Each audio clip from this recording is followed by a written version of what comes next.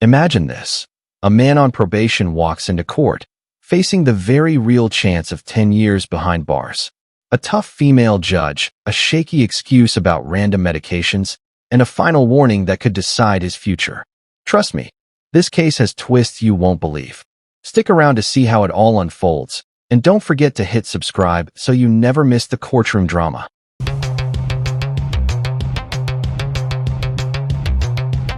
Court is calling 2021 CR 2125D, State of Texas versus Pete Diaz. Can I have the party? Here we go, the state of Texas versus Pete Diaz.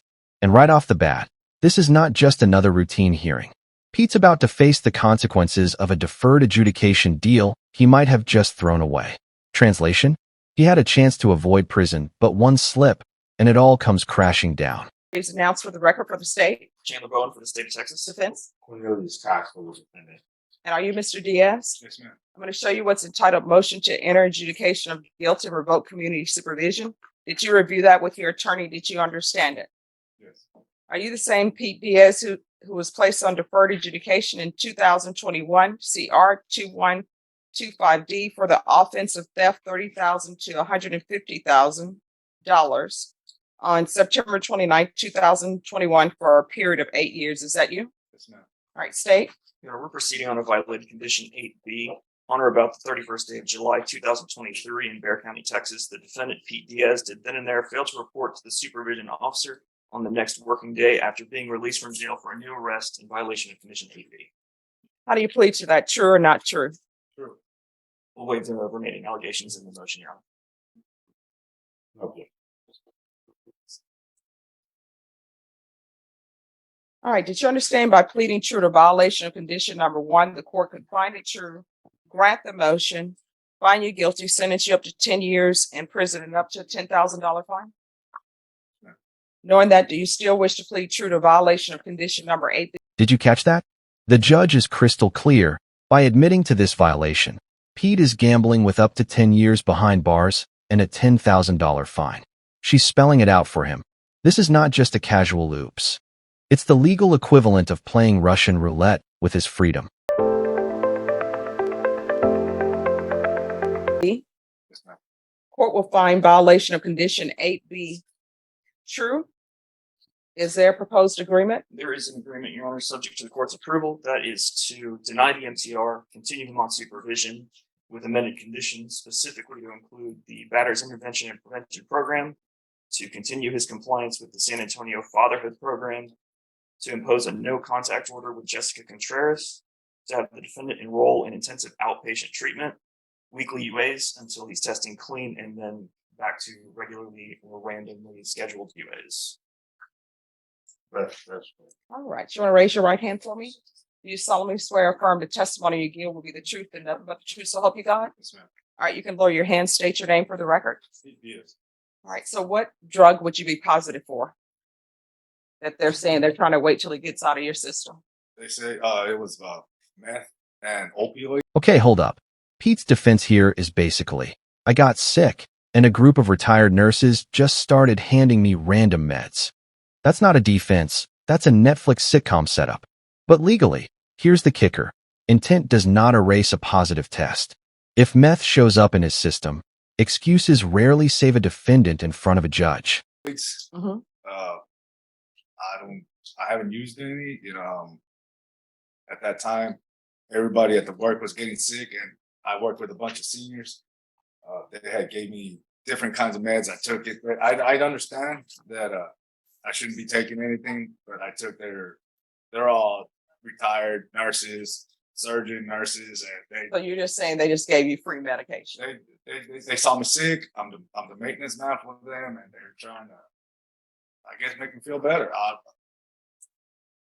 I should have just gone to the doctor, took some medication from there. I was taking all kinds of. My boss came out positive for COVID.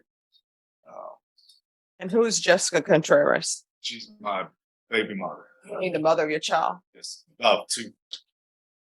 Good. We're no longer together.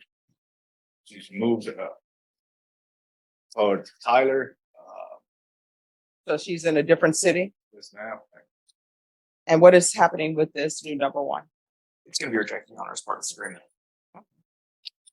All right, court will deny the motion, alter and amend conditions.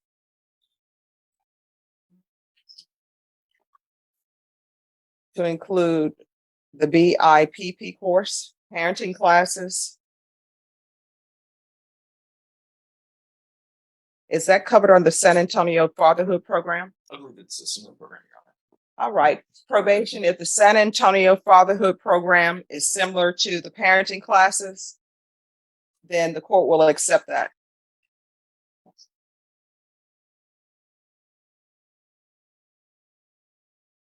The BIPP course. No contact with Jessica Contreras. So for any visitation, you'll have to do that through a third party. Do you understand? Yes, ma'am.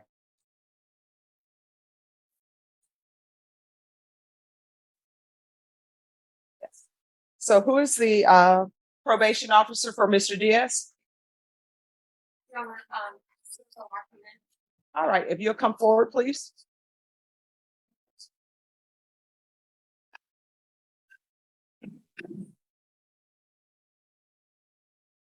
All right.